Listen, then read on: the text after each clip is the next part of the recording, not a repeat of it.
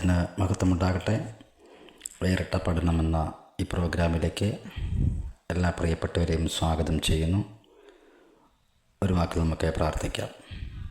പരിശുദ്ധനായ ദൈവമേ, സ്വർഗ്ഗീയ പിതാവേ, നല്ലതും മനോഹരമായിരിക്കുന്ന ഈ നല്ല സമയത്തിനായി സ്തോത്രം ചെയ്യുന്നു. ചില ദിവസങ്ങൾക്ക് ശേഷമായി ഇപ്രകാരം തിരുവചന പഠനത്തുള്ള ബന്ധത്തിലായിരിക്കുവാൻ കർത്താവ് കൃപ ചെയ്തതിനായി സ്തോത്രം ചെയ്യുന്നു. കഴിഞ്ഞ ക്ലാസ്സുകളൊക്കെ ഏറ്റവും അനുഗ്രഹപ്രദമായി തീർന്നുവെന്ന് ഞാൻ വിശ്വസിക്കുന്ന കർത്താവേ, ഇന്നത്തെ ക്ലാസ്സിനെ നീ അനുഗ്രഹിക്കണം. സംസാരിപ്പാനായിട്ട് എന്നെ ബലപ്പെടുത്തിയും ശക്തിയിരിക്കുകയും ചെയ്യുമാറണം എന്ന് പ്രാർത്ഥിക്കുന്നു. കേൾവിക്കരായ എല്ലാ പ്രിയപ്പെട്ടവരും നീ അനുഗ്രഹിക്കണം. പ്രാർത്ഥനയ്ക്കാണ് സ്തോത്രം. സകലം യേശു ക്രിസ്തുവിൻ്റെ ധന്യമുള്ള നാമത്തിൽ തന്നെ ആമേൻ. ദൈവനാമത്തിന് മഹത്വമുണ്ടാകട്ടെ. വേറിട്ട പഠനമെന്ന ഈ പ്രോഗ്രാമിലേക്ക് എല്ലാ പ്രിയപ്പെട്ടവരെയും ഒരിക്കൽ കൂടി സ്വാഗതം ചെയ്യുന്നു. ചില ദിവസങ്ങൾക്ക് ശേഷം ഒരു പ്രാവശ്യം കൂടി തിരുവചനമായി നിങ്ങളുടെ മുമ്പിലായിരിക്കുവാൻ കർത്താവ് കൃപ ചെയ്തതിനായി സ്തോത്രം ചെയ്യുന്നു. കഴിഞ്ഞ ക്ലാസ്സുകളൊക്കെ നമുക്ക് പ്രയോജനപ്പെട്ടു എന്ന് ഞാൻ വിശ്വസിക്കുന്നു. കഴിഞ്ഞ ആഴ്ചയുടെ ക്ലാസ് ഇടുവാൻ സാധിച്ചില്ല. എന്നാൽ ഇന്ന് പിന്നെ ഒരിക്കൽ കൂടി നിങ്ങളുടെ മുമ്പിലായിരിക്കുവാൻ കർത്താവ് കൃപ ചെയ്തതിനായി സ്തോത്രം ചെയ്യുന്നു. നമ്മൾ ഈ ദിവസങ്ങളായി ചിന്തിച്ചുകൊണ്ടിരിക്കുന്നത് മനുഷ്യനിൽ തുറക്കപ്പെടേണ്ട വാതിൽ എന്നുള്ള വിഷയത്തോടനുബന്ധിച്ച് ചില കാര്യങ്ങൾ ചിന്തിക്കുവാനിടയായിത്തീർന്നു. പ്രാരംഭമായി നാം ചിന്തിച്ചുകൊണ്ടിരിക്കുന്നത് യഹോവ ഭക്തി ജ്ഞാനത്തിൻ്റെ ആരംഭമാകുന്നു, അവയെ ആചരിക്കുന്ന എല്ലാവർക്കും നല്ല ബുദ്ധിയുണ്ട് എന്നുള്ള വാക്യത്തെ ആസ്പദമാക്കി ബുദ്ധി എന്നുള്ള വിഷയത്തോടെ ബന്ധത്തിൽ ചിന്തിക്കുമ്പോൾ അത് തുറന്നു കിട്ടുന്ന കാര്യത്തെക്കുറിച്ചാണ് നാം ആലോചിക്കുവാനിടയായിത്തീർന്നത്. അതിനോടുള്ള ബന്ധത്തിൽ മനുഷ്യനിൽ തുറക്കപ്പെടേണ്ട വാതിൽ എന്നുള്ള വിഷയത്തോടനുബന്ധിച്ച് കണ്ണ് തുറക്കുക, ചെവി തുറക്കുക എന്നുള്ള ഭാഗം നമുക്ക് ചിന്തിക്കുവാനിടയായിത്തീർന്നു. ബുദ്ധി എന്നതിനെക്കുറിച്ച് നമ്മൾ ചിന്തിച്ചിട്ടുണ്ട്. അപ്പോൾ ദൈവവചനം ഗ്രഹിക്കേണ്ടതിന് ബുദ്ധിയെ ദൈവം തുറന്നു എന്ന് നമുക്കതിൻ്റെ ചിന്തയുടെ പ്രാരംഭവാക്യത്തിൽ നാം ചിന്തിക്കുവാനിടയായിത്തീർന്നു. ഇന്നത്തെ ക്ലാസ്സിൽ നാം ചിന്തിക്കുന്നത് അതിൻ്റെ മറ്റൊരു ഭാഗം ഓർപ്പിക്കാൻ ഞാൻ താല്പര്യപ്പെടുന്നു. അതിനാധാരമായി അപ്പോസ്തല പ്രവൃത്തിയുടെ പുസ്തകം 16-ാം അധ്യായം അതിൻ്റെ 14-ാമത് വാക്യം വായിക്കുന്നു. അപ്പോസ്തല പ്രവൃത്തി 16-ാം അധ്യായം 14-ാമത് വാക്യം. തൊയ്തൈര പട്ടണക്കാരത്തെയും രക്താംബരം വിൽക്കുന്നവളുമായി ലുദിയ എന്നു പേരുള്ള ദൈവഭക്തയായൊരു സ്ത്രീ കേട്ടുകൊണ്ടിരുന്നു. പൗലോസ് സംസാരിച്ചത് ശ്രദ്ധിക്കേണ്ടതിന് കർത്താവ് അവളുടെ ഹൃദയം തുറന്നു എന്നാണ് വായിച്ചിരിക്കുന്നത്. ലുദിയ എന്ന പേരുള്ള ഒരു സ്ത്രീ തിരുവചനം പൗലോസ് പ്രസംഗിക്കുന്നത് ശ്രദ്ധിക്കേണ്ടതിന്, അല്ലെങ്കിൽ കേട്ടുകൊണ്ടിരുന്നു, അത് ശ്രദ്ധിക്കേണ്ടതിന്, അത് ഗ്രഹിക്കേണ്ടതിന് കർത്താവ് അവളുടെ ഹൃദയം തുറന്നു കൊടുത്തു എന്നാണ് നാം വായിച്ചു കേട്ടിരിക്കുന്നത്. ഇതിൻ്റെ 16-ാം അധ്യായത്തിലേക്ക് നാം ചിന്തിക്കുമ്പോൾ അതിൻ്റെ 11 മുതലുള്ള വാക്യത്തിൽ രേഖപ്പെടുത്തിയിട്ടുണ്ട്. പൗലോസൊക്കെ ഒരു പട്ടണത്തിൽ ചെന്ന് അവിടെ പാർക്കുവാനിടയായിത്തീർന്നു. ചില ദിവസങ്ങൾ കഴിഞ്ഞ ശേഷം അവിടുന്ന് അവർ പുറത്തേക്ക് പോയി. അവിടെ പ്രാർത്ഥനാലയം ഉണ്ടായിരിക്കും എന്ന് അവർ വിചാരിച്ചു. പുഴവക്കത്ത് ഇരുന്നു. അവിടെ കൂടി വന്ന സ്ത്രീകളോട് സംസാരിച്ചു. അപ്പോൾ തൊയ്തൈര പട്ടണക്കാരെയും രക്താംബരം വിൽക്കുന്നവളുമായി ലുദിയ എന്ന പേരുള്ള ദൈവഭക്തയായ ഒരു സ്ത്രീ ഈ തിരുവചനത്തിൻ്റെ ആ പ്രസംഗം കേട്ടുകൊണ്ടിരുന്നു എന്നാണ് വായിക്കുന്നത്. സ്ഥലപ്പേരിനാൽ അറിയപ്പെടുന്ന ഒരു വ്യക്തിയാണ് ഈ ലുദിയ എന്ന് പറയപ്പെടുന്നതാണ് അഭിപ്രായപ്പെടുന്നത്. രക്താംബരം വിൽക്കുന്നവളുമായി നിറച്ചൂപ്പ് വസ്ത്രം എന്നാണ് എൻ്റെ അർത്ഥം. അത് വിൽക്കുന്നവളുമായി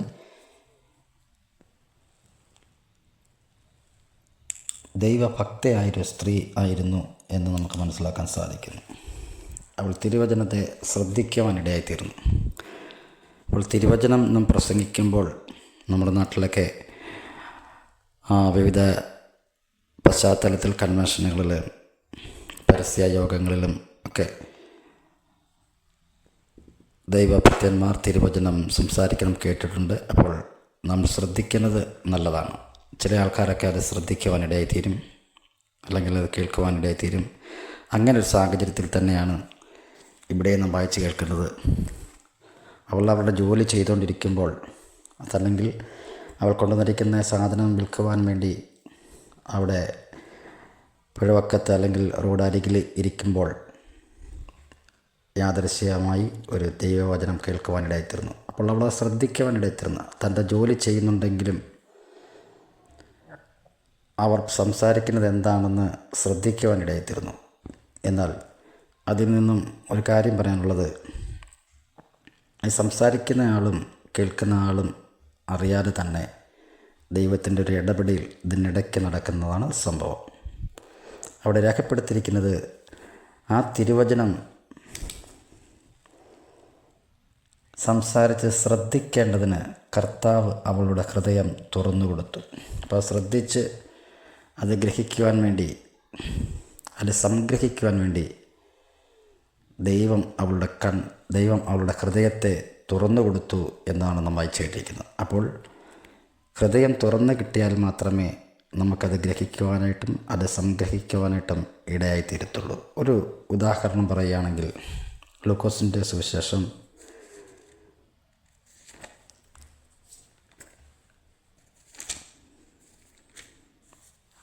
2-ാം അധ്യായം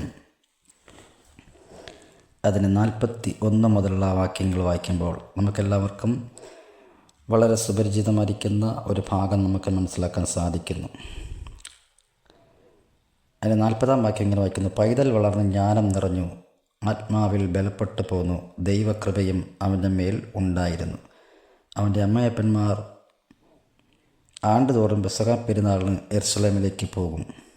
അവന് 12 വയസ്സായപ്പോൾ അവർ പതിവ് പോലെ പെരുന്നാളിന് പോയി. പെരുന്നാൾ കഴിഞ്ഞ് മടങ്ങിപ്പോരുമ്പോൾ ബാലനായ യേശു യെരുശലേമിൽ താമസിച്ചു, അമ്മയപ്പന്മാരോ അറിഞ്ഞില്ല എന്ന് വായിക്കുന്നു. ഈ സംഭവം യേശുക്രിസ്തുവിൻ്റെ 12-ാമത്തെ വയസ്സിൽ നടന്ന ഒരു സംഭവമാണെന്ന് നമുക്ക് മനസ്സിലാക്കാൻ സാധിക്കുന്നു. യെരുശലേമിൽ പതിവ് പോലെ യെരുശലേമിലേക്ക് പെരുന്നാളിന് വേണ്ടി പോയി മടങ്ങിപ്പോരുമ്പോൾ യേശു താൻ കൂടെ ഇല്ല എന്നവരെ അറിഞ്ഞില്ല. യേശു യെരുശലേമിൽ തന്നെ അവിടെ താമസിക്കുവാനിടയായിത്തീർന്നു, അമ്മയപ്പന്മാരോ അറിഞ്ഞില്ല.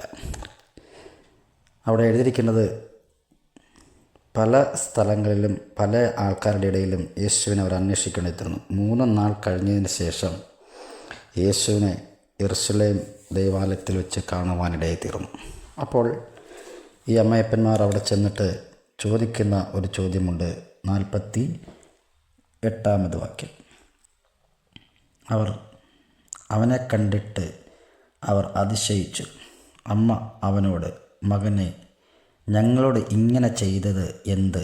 നിൻ്റെ അപ്പനും ഞാനും വ്യസനിച്ചുകൊണ്ട് നിന്നെ തിരഞ്ഞു എന്ന് പറഞ്ഞു. അവൻ അവരോട്, എന്നെ തിരഞ്ഞത് എന്തിന്? എൻ്റെ പിതാവിനുള്ളതിൽ ഞാൻ ഇരിക്കേണ്ടത് എന്ന് നിങ്ങൾ അറിയുന്നില്ലയോ എന്ന് പറഞ്ഞു. അവൻ ഞങ്ങളോട് പറഞ്ഞ വാക്ക് അവർ ഗ്രഹിച്ചില്ല. പിന്നെ അവൻ അവരോട് കൂടെ ഇറങ്ങി നസ്രത്തിൽ വന്നു അവർക്ക് കീഴടങ്ങിയിരുന്നു. ഈ കാര്യങ്ങളെല്ലാം അവൻ്റെ അമ്മ ഹൃദയത്തിൽ സംഗ്രഹിച്ചു എന്ന് വായിക്കുന്നു. ആ വാക്യമാണ് നാം ചിന്തിക്കാൻ ആഗ്രഹിക്കുന്നത്. ഉദാഹരണം പറഞ്ഞു എന്ന് മാത്രമേ. അവൻ്റെ അമ്മ, ഈ കാര്യങ്ങളെല്ലാം അവൻ്റെ അമ്മ ഹൃദയത്തിൽ സംഗ്രഹിച്ചു. അപ്പോൾ അങ്ങനെ സംഗ്രഹിക്കുവാനായിട്ട് ഒരു ഹൃദയ വിശാലത മറിയയ്ക്കുണ്ടായിരുന്നു എന്ന് നമുക്ക് മനസ്സിലാക്കാൻ സാധിക്കുന്നുണ്ട്. കാരണം ദൂതൻ വന്ന് പറഞ്ഞ വാക്കുകൾ, നീ ഒരു മകനെ പ്രസവിക്കും, അവൻ യേശു എന്ന പേർ വിളിക്കും, അത്യുന്നതൻ്റെ പുത്രൻ എന്ന് വിളിക്കപ്പെടും എന്നിത്യാദി കാര്യങ്ങളെല്ലാം ദൂതൻ പ്രവചനവാക്യമായിട്ട് പറയുകയുണ്ടായിരുന്നു. എന്നാൽ അത് മറ്റാർക്കും അറിയത്തില്ല. അതിനെ കണ്ട് കേട്ട് മനസ്സിലാക്കിയിരുന്ന, ഹൃദയത്തിൽ അത് കൊണ്ട് നടന്നതായിരിക്കുന്ന, ഗ്രഹിച്ചിരുന്നായ അമ്മയ്ക്ക് മനസ്സിലായി ഇതാരാണ് എന്ന് മനസ്സിലായി. അതുകൊണ്ടാണ് ഇവിടെ എഴുതിയിരിക്കുന്നത്, ഈ കാര്യങ്ങളെല്ലാം അവൻ്റെ അമ്മ ഹൃദയത്തിൽ സംഗ്രഹിച്ചു എന്ന് വായിക്കുന്നത്. എന്ന് പറഞ്ഞതിൻ്റെ അർത്ഥം, നമുക്ക് ഒരു ഹൃദയ വിശാലത, ഹൃദയത്തിൻ്റെ ഇരിക്കുന്ന ഒരു വിശാലതയിലേക്ക് ദൈവം തുറന്നു തന്നാൽ മാത്രമേ നമുക്ക് ദൈവവചനത്തിൻ്റെ മർമ്മങ്ങൾ ഗ്രഹിക്കുവാനും ദൈവിക വാഗ്ദത്തങ്ങളെ അത് ഗ്രഹിച്ച് അതിനുവേണ്ടി കാത്തിരിക്കുവാനായിട്ടും സാധ്യമായി തീരത്തുള്ളൂ. അപ്പോൾ അതൊരു വിശാലതയിലേക്ക് ഹൃദയത്തിൻ്റെ നിലപാട് ഹൃദയം തുറന്നു കിട്ടുവാനായിട്ട് ദൈവസന്നിധിയിലും പ്രാർത്ഥിക്കുന്നവർ ആയിരിക്കണമെന്ന് അതിനകത്തു നിന്നും മറ്റൊരു കാര്യം പറയാൻ ആഗ്രഹിക്കുന്നു. തുടർന്ന് നമ്മൾ മനുഷ്യ ഹൃദയത്തെക്കുറിച്ച് ചിന്തിക്കുമ്പോൾ ദൈവ സാദൃശ്യത്തിൽ സൃഷ്ടിക്കപ്പെട്ട അവസ്ഥ ഉൽപ്പത്തി പുസ്തകം 1-ാം അധ്യായം 27-ാമത് വാക്യത്തിൽ നാം കാണുന്നു. സങ്കീർത്തനം 8:5 നമുക്ക് കാണാൻ സാധിക്കുന്നുണ്ട്. സങ്കീർത്തനം 8:5 വായിക്കുന്നത് ഇങ്ങനെയാണ്: നീ അവനെ ദൈവത്തെക്കാൾ അല്പം മാത്രം താഴ്ത്തി തേജസ്സും ബഹുമാനവും അവനെ അണിയിച്ചിരിക്കുന്നു എന്ന് വായിക്കുന്നു. ദൈവത്തെക്കാൾ അല്പം മാത്രം താഴ്ത്തി തേജസ്സും ബഹുമാനവും അവനെ അണിയിച്ചിരിക്കുന്നു. എല്ലാവിധമായിരിക്കുന്ന അനുഗ്രഹത്താൽ ദൈവ തേജസ്സിനാലും സൃഷ്ടിക്കപ്പെട്ട ഒരവസ്ഥ എന്ന് പറയപ്പെടുന്നത് നല്ല ഒരു ഹൃദയം ആദാമിനും ഹവ്വയ്ക്ക് ദൈവം കൊടുത്തിട്ടുണ്ടായിരുന്നു. എന്നാൽ അങ്ങനെ എത്ര നാൾ അങ്ങനെ കഴിഞ്ഞു പോയെന്ന് നമുക്കറിയില്ല. പുസ്തകം അതിന് തെളിവ് തരുന്നില്ല. അങ്ങനെയെങ്കിൽ ചില നാളുകൾക്ക് ശേഷമല്ല, കുറച്ച് നാളുകൾക്ക് ശേഷം പാപം ചെയ്ത നിമിഷത്തിൽ, പാപം അവരുടെ ജീവിതത്തിൽ കടന്നു വന്ന നിമിഷത്തിൽ ആ ദൈവ തേജസ് അവരിൽ നിന്നും നഷ്ടപ്പെട്ടു പോകാനിടയെത്തുന്നു. ആദാമ്യ വർഗത്തിന് വേണ്ടി പാപത്താൽ നഷ്ടപ്പെട്ടതരയ്ക്കുന്ന ചില പദവികളുണ്ട്. അത് പിന്നീട് എടുക്കാൻ താല്പര്യപ്പെടുന്നുണ്ട്. എന്നാൽ ഇവിടെ രേഖപ്പെടുത്തിയിരിക്കുന്നത് ആ ദൈവ സാദൃശ്യത്തിൽ സൃഷ്ടിക്കപ്പെട്ട അവസ്ഥയിൽ നിന്നും ഹൃദയത്തിൻ്റെ നിലപാട് ചില വ്യതിയാനങ്ങൾ ആ ഹൃദയത്തിന് സംഭവിക്കാനായിട്ട് ഇടയായിത്തീർന്നു. എന്താണ് ആ ഹൃദയത്തിന് പറ്റിയത്? മനുഷ്യവർഗത്തിൻ്റെ ഹൃദയത്തിന് എന്താണ് പറ്റിയതെന്ന് വിശുദ്ധ ബൈബിൾ പഠിക്കുമ്പോൾ നമുക്ക് മനസ്സിലാക്കാൻ സാധിക്കുന്ന പല കാര്യങ്ങളുണ്ട്. അതിൽ ചില കാര്യങ്ങൾ നിങ്ങളുമായി ഷെയർ ചെയ്യാൻ ആഗ്രഹിക്കുന്നു. നമ്മൾ ചിന്തിക്കുന്നത് മനുഷ്യൻ്റെ ഹൃദയം ദൈവം തുറന്നു തന്നു, അല്ലെങ്കിൽ തുറന്ന് കിട്ടണം എന്നുള്ളതാണ്. അങ്ങനെ തുറന്നു തരണമെങ്കിൽ ആ ഹൃദയം അടഞ്ഞു കിടക്കുകയാണ്. അടയപ്പെട്ട വാതിലുകളാണല്ലോ തുറക്കപ്പെടേണ്ടത്. നാം ആദ്യം ചിന്തിച്ചായിരുന്നു. അങ്ങനെയെങ്കിൽ ഹൃദയത്തിൻ്റെ നിലപാട് സൃഷ്ടിക്കപ്പെട്ട ദൈവ സാദൃശ്യത്തിൽ സൃഷ്ടിക്കപ്പെട്ട അവസ്ഥയിൽ നിന്നും പാപമുഖാന്തരം അത് അടയപ്പെടുവാൻ ഇടയായിത്തീർന്നു. ചില വ്യതിയാനങ്ങൾ ആ ഹൃദയത്തിന് സംഭവിക്കാൻ ഇടയായിത്തീർന്നു. എന്താണ് സംഭവിച്ചത്? വായിക്കാം. 2 കൊരിന്ത്യർ ലേഖനം 3-ാം അധ്യായം 15-ാമത് വാക്യം. ദൈവസാദൃശ്യത്തിൽ സൃഷ്ടിക്കപ്പെട്ട അവസ്ഥയിൽ നിന്നും മനുഷ്യൻ പാപത്തിൽ വീണ് കഴിഞ്ഞപ്പോൾ സാത്താൻ്റെ അധികാര വലയായ മൂടുപടം വീണു എന്ന് ഇവിടെ രേഖപ്പെടുത്തിയിരിക്കുന്നു. 2 കൊരിന്ത്യർ ലേഖനം 3-ാം അധ്യായം അതിൻ്റെ 15-ാമത് വാക്യം വായിക്കുമ്പോൾ, മോശയുടെ പുസ്തകം വായിക്കുമ്പോൾ മൂടുപടം ഇന്നയോളം അവരുടെ ഹൃദയത്തിന്മേൽ കിടക്കുന്നു. കർത്താവിലേക്ക് തിരിയുമ്പോൾ മൂടുപടം നീങ്ങിപ്പോകും. കർത്താവ് ആത്മാവാകുന്നു. കർത്താവിൻ്റെ ആത്മാവുള്ളിടത്ത് സ്വാതന്ത്ര്യം ഉണ്ട് എന്ന് വായിക്കുന്നു. എന്ന് പറഞ്ഞാൽ ദൈവസാദൃശ്യത്തിൽ സൃഷ്ടിക്കപ്പെട്ടപ്പോൾ നല്ലൊരവസ്ഥയിലായിരുന്നു ഹൃദയത്തിൻ്റെ നിലപാട്. എന്നാൽ പാപത്തിൽ വീണ് കഴിഞ്ഞപ്പോൾ അതൊരു മൂടുപടം അതിന്മേൽ വീഴ്ത്തപ്പെടുവാനിടയായിത്തീർന്നു. ഒരു മറവ് ഉണ്ടാകുവാനിടയായിത്തീർന്നു. മാത്രമല്ല മനുഷ്യ ഹൃദയം, അടുത്ത വായിക്കുമ്പോൾ മനുഷ്യഹൃദയം പാപത്തിൻ്റെ ഉറവിടമാകുവാൻ ഇടയായിത്തീർന്നു. ഉൽപ്പത്തി പുസ്തകം 6-ാം അധ്യായം 5, മർക്കോസ് 7:21, മത്തായി സുവിശേഷം 15:18 ഈ വാക്യങ്ങളൊക്കെ വായിക്കുമ്പോൾ ഹൃദയത്തിൻ്റെ നിലപാട് പിന്നെയും ഒത്തിരി വ്യതിയാനങ്ങൾ സംഭവിച്ചു പാപത്തിൻ്റെ ഉറവിടമാകുവാനായിട്ട് ഇടയായിത്തീർന്നു എന്ന് വായിക്കുന്നു. ഉൽപ്പത്തി പുസ്തകം 6-ാം അധ്യായം 5-ാമത് വാക്യം ഇങ്ങനെ വായിക്കുന്നു: ഭൂമിയിൽ മനുഷ്യൻ്റെ ദുഷ്ടത വലിയതെന്നും അവൻ്റെ ഹൃദയ വിചാരങ്ങളുടെ നിരൂപണമൊക്കെയും എല്ലായ്പ്പോഴും ദോഷമുള്ളതത്രേ എന്നും യഹോവ കണ്ടു എന്ന് വായിക്കുന്നു. അപ്പോൾ 6-ാം അധ്യായത്തിൽ അല്ലെങ്കിൽ 10-ാം തലമുറയിലേക്ക് വരുമ്പോൾ അവിടെ രേഖപ്പെടുത്തിയിരിക്കുന്ന കാര്യങ്ങൾ ഹൃദയത്തിൻ്റെ വിചാരങ്ങളുടെ നിരൂപണമൊക്കെയും എല്ലായ്പ്പോഴും ദോഷമുള്ളതെന്ന് ദൈവം കാണുവാനിടയായിത്തീർന്നു.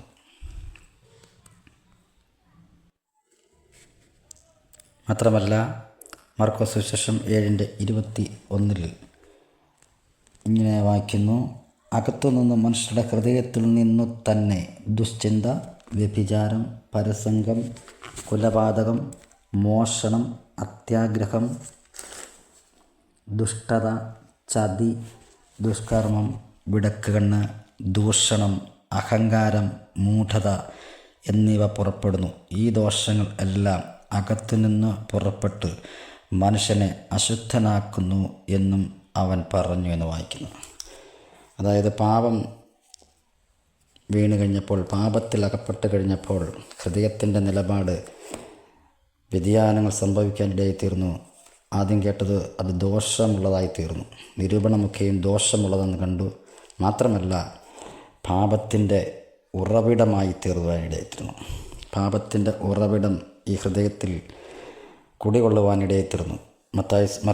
മത്തായി സുവിശേഷം 15:18 ഇതിനെക്കുറിച്ച് തന്നെ രേഖപ്പെടുത്തിയിരിക്കുന്നു. 15:18 ഇങ്ങനെ വായിക്കുന്നു: വായിൽ നിന്ന് പുറപ്പെടുന്നതോ ഹൃദയത്തിൽ നിന്ന് വരുന്നു, അത് മനുഷ്യനെ അശുദ്ധമാക്കുന്നു. എങ്ങനെയെന്നാൽ ദുശ്ചിന്ത, കൊലപാതകം, വ്യഭിചാരം, പരസംഗം, മോഷണം, കള്ളസാക്ഷ്യം, ദൂഷണം എന്നിവ ഹൃദയത്തിൽ നിന്ന് പുറപ്പെട്ടു വരുന്നു. മനുഷ്യനെ അശുദ്ധമാക്കുന്നത് ഇതത്രേ എന്നോട് രേഖപ്പെടുത്തിയിരിക്കുന്നു. അപ്പോൾ ഇതെല്ലാം ഈ ഹൃദയത്തിൽ കുടികൊള്ളുന്നു എന്നുള്ളതാണ്. നാം ഒരു പക്ഷെങ്കിൽ ചിന്തിച്ചേക്കാം നമ്മുടെ ഹൃദയത്തിൽ ഇങ്ങനെയുള്ള കാര്യങ്ങളില്ല എന്ന് ഒരു പക്ഷെങ്കിൽ ചിന്തിക്കുന്നവരുണ്ടായിരിക്കാം. പക്ഷേ ഇതെല്ലാം ഒരു മനുഷ്യൻ്റെ ഹൃദയത്തിൽ ഇതെല്ലാം ഉണ്ട് എന്ന് നമുക്ക് തിരുവചനം നമ്മെ ബോധ്യപ്പെടുത്തുകയാണ്. അപ്പോൾ അതിൽ നിന്നെല്ലാം നമ്മൾ വ്യത്യാസമുള്ളവരായി ദൈവത്തിൻ്റെ ഹൃദയപ്രകാരമുള്ള ഒരു മനുഷ്യനായി തീരുവാൻ, ദൈവത്തിൻ്റെ ഹൃദയപ്രകാരമുള്ള ഒരു ഹൃദയമുള്ള ഒരു വ്യക്തിയായി തീരുവാൻ ദൈവം നമ്മെക്കുറിച്ച് ആഗ്രഹിക്കുന്ന സമയങ്ങളുണ്ട് എന്നാണ് അവിടെ മനസ്സിലാക്കാൻ സാധിക്കുന്നത്. ലൂക്കോസിൻ്റെ സുവിശേഷം 6-ാം അധ്യായം 45-ാമത് വാക്യം ഇങ്ങനെ വായിക്കും.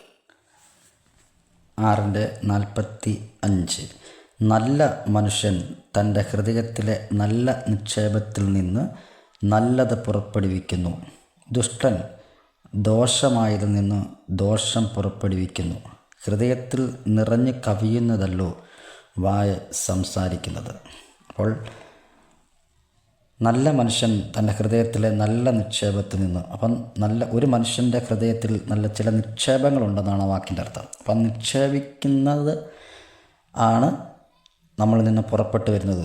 അത് ഹൃദയത്തിൽ നിന്ന് കവിഞ്ഞ് അല്ലെങ്കിൽ നിറഞ്ഞ് കവിഞ്ഞുവെന്ന് വായിക്കൂടെ അത് സംസാരിക്കുവാനിടയിൽ തീർന്നു. അപ്പോൾ ദുഷ്ടതയുള്ള ഹൃദയമാണ് നമുക്കുണ്ടായെങ്കിൽ ദുഷ്ടകാര്യങ്ങൾ ചിന്തിക്കുകയും ദുഷ്ടത പ്രവർത്തിക്കുകയും ചെയ്യുന്നു. നല്ല കാര്യങ്ങളാണ് നമ്മുടെ ഹൃദയത്തിൽ ഉള്ളതെങ്കിൽ നമ്മൾ നല്ല കാര്യങ്ങൾ പറയുവാനും അല്ലെങ്കിൽ സംസാരിക്കുവാനും നമ്മൾ ആഗ്രഹിക്കുന്നു. ഇതാണ് ഒരു മനുഷ്യൻ്റെ വ്യതിയാനം, അല്ലെങ്കിൽ നല്ലതും ദുഷ്ടനും തമ്മിലുള്ള വ്യത്യാസം ഇവിടെ കർത്താവ് എടുത്തു പറയുകയാണ്.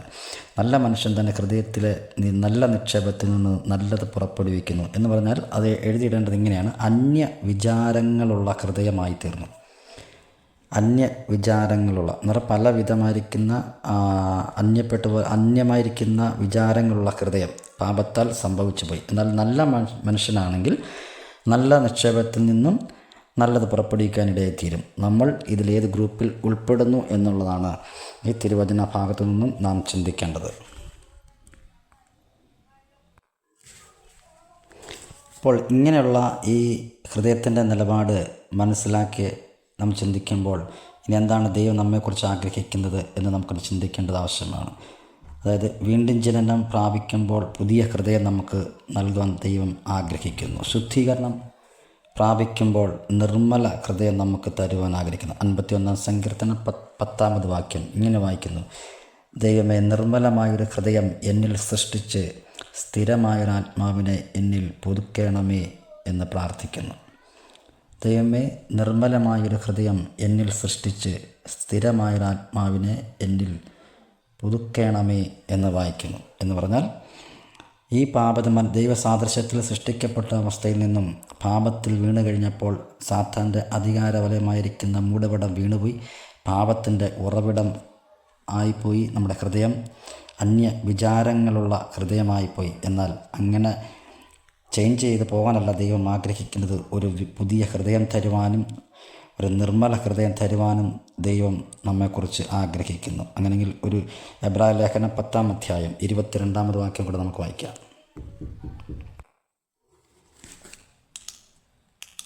ഇവിടെ നാം വായിച്ചേക്കുന്നത് എബ്രായ ലേഖനം 10-ാം അധ്യായം അതിൻ്റെ 19 മുതൽ വായിക്കുമ്പോൾ: അതുകൊണ്ട് സഹോദരന്മാരെ, യേശു തൻ്റെ ദേഹം എന്ന തിരശീലയിൽ കൂടി നമുക്ക് പ്രതിഷ്ഠിച്ച ജീവനുള്ള പുതുവഴിയായി തൻ്റെ രക്തത്താൽ വിശുദ്ധ മന്ദിരത്തിലേക്കുള്ള പ്രവേശനത്തിന് ധൈര്യവും ദൈവാലയത്തിന്മേൽ ഒരു മഹാപുരോഹിതനും നമുക്കുള്ളതുകൊണ്ട് നാം ദുർമനസാക്ഷി നീങ്ങുമാറ് ഹൃദയങ്ങളിൽ തളിക്കപ്പെട്ടവരും ശുദ്ധവെള്ളത്താൽ ശരീരം കഴുകപ്പെട്ടവരുമായി വിശ്വാസത്തിൻ്റെ പൂർണ്ണ നിശ്ചയം പൂണ്ട് പരമാർത്ഥ ഹൃദയത്തോടെ അടുത്ത് ചെല്ലുക. അപ്പോൾ ഇവിടെ വായിക്കുന്നത് ഒരു പരമാർത്ഥ ഹൃദയം നമുക്കുണ്ടാകുവാൻ ദൈവം ആഗ്രഹിക്കുന്നു. അപ്പോൾ പരമാർത്ഥ ഹൃദയത്തോടെ നാം ദൈവസന്നിധിയിലേക്ക് അടുത്ത് ചെല്ലണം എന്ന് എബ്രായ ലേഖനം 10-ാം അധ്യായം 22-ാമത് വാക്യത്തിൽ കൂടി തിരുവചനത്തിൽ കൂടി നമുക്ക് മനസ്സിലാക്കാൻ സാധിക്കുന്നുണ്ട്. അടുത്തത് ഹൃദയത്തെക്കുറിച്ച് നാം ചിന്തിക്കുമ്പോൾ ഒരു സബ് ഹെഡിങ് കൊടുക്കുന്നത് ദൈവം മനുഷ്യ ഹൃദയത്തെ വീക്ഷിക്കുന്ന വിധം എങ്ങനെയാണ്. ഈ പാപത്തിൽ വീണുനരിക്കുന്ന അല്ലെങ്കിൽ ചേഞ്ച് വന്നുവരിക്കുന്ന ഹൃദയത്തെ ദൈവം വീക്ഷിക്കുന്നത് എങ്ങനെയാണ് നമുക്ക് ചിന്തിക്കാം. തിരുവചനം എന്ത് പറയുന്നു? യിരെമ്യാ പ്രവചനം 12-ാം അധ്യായം അതിൻ്റെ 3-ാമത് വാക്യം വായിക്കുന്നു. യിരെമ്യാ പ്രവചനം 12-ന്റെ 3-ാമത് വാക്യം. എന്നാൽ യഹോവേ, നീ അറിയുന്നു, നീ എന്നെ കണ്ട് നിൻ്റെ സന്നിധിയിൽ എൻ്റെ ഹൃദയത്തെ ശോധന ചെയ്യുന്നു എന്ന് വായിക്കുന്നു. അപ്പോൾ ഒന്നാമത് ദൈവം മനുഷ്യ ഹൃദയത്തെ വീക്ഷിക്കുന്ന വിധം ദൈവം ശോധന ചെയ്യുന്നു എന്നുള്ളതാണ്. രണ്ടാമത് ഞാൻ വിവരിക്കാൻ താല്പര്യപ്പെടുന്നില്ല. രണ്ടാമത് ഹൃദയത്തെ അറിയുന്നു. 44-ാം സങ്കീർത്തനം 21-ാമത് വാക്യത്തിൽ അവിടെ രേഖപ്പെടുത്തിയിട്ടുണ്ട് ദൈവം നമ്മുടെ ഹൃദയത്തെ അറിയുന്നു. 3 നാം ചിന്തിക്കുമ്പോൾ യിരെമ്യാ പ്രവചനം 17-ന്റെ 10 ഇങ്ങനെ വായിക്കുന്നു. 17-ന്റെ 10 9-ഉം 10-ഉം വാക്യം. ഹൃദയം എല്ലാറ്റിനെക്കാട്ടിലും കപടവും വിഷമവും ഉള്ളത്, അത് ആരാഞ്ഞറിയുന്നവൻ ആർ? യഹോവയെ, ഞാൻ ഹൃദയത്തെ ശോധന ചെയ്ത് അന്തരംഗങ്ങളെ പരീക്ഷിച്ച് ഓരോരുത്തന് അവനവൻ്റെ നടപ്പിനും പ്രവൃത്തിയുടെ ഫലത്തിനും തക്കവണ്ണം കൊടുക്കുന്നു എന്നോട് രേഖപ്പെടുത്തിയിരിക്കുന്നു. അപ്പോൾ അതിൻ്റെ അർത്ഥം ഹൃദയത്തെ പരിശോധിക്കുന്നു എന്നുള്ളതാണ് നമുക്ക് മനസ്സിലാക്കേണ്ടത്. 4-മത് വിചാരങ്ങൾ അറിയുന്നു. 139-ന്റെ സങ്കീർത്തനം 139-ന്റെ 2-ാമത് വാക്യം. സങ്കീർത്തനം 139-ന്റെ 2-ാമത് വാക്യം. ഞാൻ ഇരിക്കുന്നതും എഴുന്നേൽക്കുന്നതും നീ അറിയുന്നു, എൻ്റെ നിരൂപണം നീ ദൂരത്തു നിന്നും ഗ്രഹിക്കുന്നു. എൻ്റെ നടപ്പും കിടപ്പും നീ ശോധന ചെയ്യുന്നു. നിൻ്റെ വഴികളൊക്കെയും നിനക്ക് മനസ്സിലായിരിക്കുന്നു. യഹോവേ, നീ മുഴുവനും അറിയാതെ ഒരു വാക്കും എൻ്റെ നാവിന്മേൽ ഇല്ല എന്ന് വായിക്കുന്നു. ഇവിടെയൊക്കെ നമ്മൾ മനസ്സിലാക്കുന്നത് ഒരു മനുഷ്യനെ സംബന്ധിച്ച് അവൻ്റെ ഹൃദയത്തിൻ്റെ നിലപാട് മനസ്സിലാക്കുമ്പോൾ അല്ലെങ്കിൽ മനുഷ്യനെ വ്യക്തിപരമായി ശോധന ചെയ്ത് 1 മുതൽ യഹോവേ, നീ എന്നെ ശോധന ചെയ്ത് അറിഞ്ഞിരിക്കുന്നു, ഞാൻ ഇരിക്കുന്നതെന്ന് എഴുന്നേൽക്കുന്നതും നീ അറിയുന്നു എന്ന് സങ്കീർത്തനക്കാരൻ അവിടെ പറഞ്ഞു വരികയാണ്. അപ്പോൾ അതിൻ്റെ അർത്ഥം വിചാരങ്ങൾ ദൂരവേ അറിയുന്നതാണ് ദൈവം നമ്മെക്കുറിച്ച് ആഗ്രഹിക്കുന്നത്, അല്ലെങ്കിൽ നമ്മുടെ ഹൃദയത്തെ വീക്ഷിക്കുന്നു. 5-മത് ദൈവം നമ്മുടെ ഹൃദയത്തെ തൂക്കി നോക്കുന്നു. സദൃശവാക്യം 21-ന്റെ 2, 24-ന്റെ 12 ഒക്കെ വായിക്കുമ്പോൾ ദൈവത്തിൻ്റെ സന്നിധിയിൽ നമ്മുടെ ഹൃദയത്തെ ദൈവം തൻ്റെ ത്രാസിൽ തൂക്കി നോക്കുന്നു എന്ന് വായിക്കുന്നു. അപ്പോൾ നാം തൂക്കി നോക്കുമ്പോൾ നാം കുറവുള്ളവരായി തീരുവാൻ ദൈവം ആഗ്രഹിക്കുന്നില്ല. അതായത് ദൈവം നമ്മുടെ ഹൃദയത്തെ വീക്ഷിക്കുന്ന നിമിഷം എങ്ങനെയൊക്കെ വീക്ഷിക്കുന്നു? ദൈവം ശോധന ചെയ്യുന്നു, ഹൃദയത്തെ അറിയുന്നു, പരിശോധിക്കുന്നു, വിചാരങ്ങൾ അറിയുന്നു, തൂക്കി നോക്കുന്നു. അപ്പോൾ ഇങ്ങനെയൊക്കെ ദൈവം നമ്മെ വീക്ഷിക്കുമ്പോൾ അവരൊന്നും കുറവുള്ളാതിരിക്കാൻ ദൈവസന്നിധിയിലായിത്തീരുവാൻ ദൈവം ആഗ്രഹിക്കുന്ന അളവിൽ നമ്മുടെ ഹൃദയത്തിൻ്റെ നിലപാടുകളായിത്തീരുവാൻ ദൈവം നമ്മെക്കുറിച്ച് ആഗ്രഹിക്കുന്നു. അതിനുവേണ്ടി നമുക്ക് ഒരുങ്ങാം എന്ന് ഞാൻ ആശംസിക്കുകയും പ്രാർത്ഥിക്കുകയും ചെയ്യുന്നു. അടുത്ത ഒരു ഭാഗം കൂടെ എടുത്ത് ഇന്നത്തെ ക്ലാസ് അവസാനിപ്പിക്കുവാൻ ദൈവസന്നിധിയിൽ ആഗ്രഹിക്കുന്നു. ദൈവം പ്രസാദിക്കുന്ന ഹൃദയം എങ്ങനെയുള്ളതായിരിക്കണം? ദൈവം പ്രസാദിക്കുന്ന ഹൃദയം എങ്ങനെയുള്ളതായിരിക്കണം? അക്കമിട്ട് ഓടിച്ച് പറയാൻ താല്പര്യപ്പെടുന്നു. ഒന്ന്, ഒരു നുറുങ്ങിയ ഹൃദയം ഉണ്ടായിരിക്കണം നമുക്ക്. സങ്കീർത്തനം 34 അധ്യായം അതിൻ്റെ 18 വാക്യം. ഹൃദയം നുറുങ്ങിയവർക്ക് യഹോവ സമീപസ്ഥൻ, മനസ്സ് തകർന്നവരെ അവൻ രക്ഷിക്കുന്നു. 34 സങ്കീർത്തനം അതിൻ്റെ 18 വാക്യം.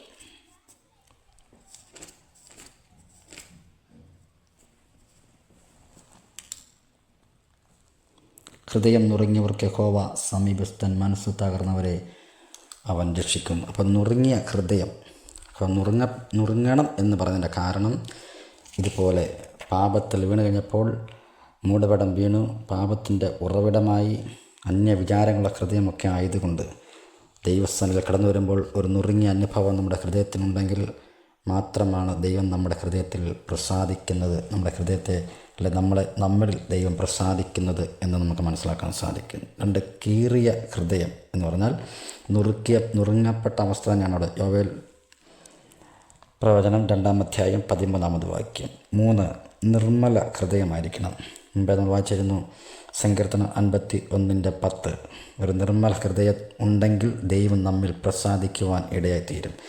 4, അപ്പോസ്തലപ്രവൃത്തി 16:14 മുമ്പ് വായിച്ചത് തന്നെ. ഒരു തുറന്ന ഹൃദയം ദൈവം നമുക്ക് വേണ്ടി ഒരു തുറന്ന ഹൃദയമായി ദൈവം തരുമ്പോൾ അതിൽ ദൈവം പ്രസാദിക്കുവാൻ ഇടയായിത്തീരും. 5, ഒരു സന്തോഷിക്കുന്ന ഹൃദയം. സങ്കീർത്തനം 16:9 വായിക്കുന്നു, ഒരു സന്തോഷമുള്ള ഹൃദയം. ഇങ്ങനെ നുറുങ്ങിയ ഹൃദയമുള്ളതായി, കീറിയ ഹൃദയമായി, നിർമ്മല ഹൃദയമായി, തുറന്ന ഹൃദയമായി, സന്തോഷിക്കുന്ന ഹൃദയമായി ദൈവസന്നിധിയിലേക്ക് നാം ചെല്ലുമ്പോൾ സംഭവിക്കുന്നത് ദൈവം നമ്മിൽ പ്രസാദിക്കുവാനിടയായിത്തീരും. ഉൽപ്പത്തി പുസ്തകം 4 അധ്യായത്തിൽ കയീനും ഹാബേലും യാഗം കഴിക്കാൻ പോയ സന്ദർഭം നമുക്ക് വളരെ സുപരിചിതമായിരിക്കുന്ന ഒരു ഭാഗം നമുക്കെല്ലാവർക്കും അറിയാം. അവിടെ രേഖപ്പെടുത്തിയിരിക്കുന്നത് കയീനിലും അവൻ്റെ യാഗത്തിലും ദൈവം പ്രസാദിച്ചില്ല, ഹാബേലിലും അവൻ്റെ യാഗത്തിലും ദൈവം പ്രസാദിച്ചു എന്ന് വായിക്കുന്നു. അതിൻ്റെ ഇതര വിഷയങ്ങളിലേക്ക് പോകാൻ താല്പര്യപ്പെടുന്നില്ല. അവിടെ എഴുതിയിരിക്കുന്നത് കയീനിലും അല്ലെങ്കിൽ ഹാബേലിലും.